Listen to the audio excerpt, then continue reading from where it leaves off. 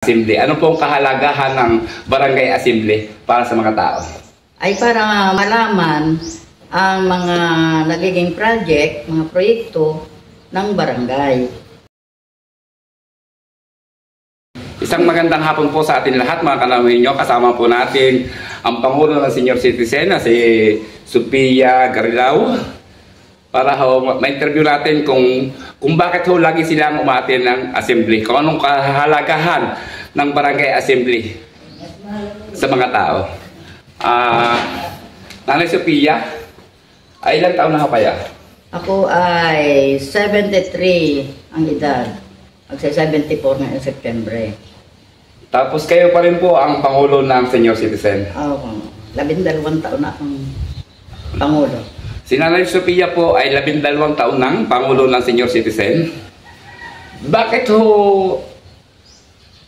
kinakailangan ninyong umatin ng assembly? Ano pong kahalagahan ng barangay assembly para sa mga tao? Ay para malaman ang mga nagiging project, mga proyekto ng barangay. Pati yung mga, kumbaga may mga yung binibigay na galang na proyekto galing sa taas, sa bayan o sa probinsya. Maraming salamat po, Kapia. Kung sakali po kayo ay napapanood ng iba't ibang ahensya bilang senior citizen, anong hinihiling nyo para sa inyong pamunuan? Ang gusto ko, yung aking maging mga senior ay magkaroon ng, kumbaga yung mga gamot na kailangan ng mga senior at magkaroon ng tulong na galing dito sa probinsya. O kumbaga katulad ng mga birthday incentive at saka yung kanilang mga pensyon.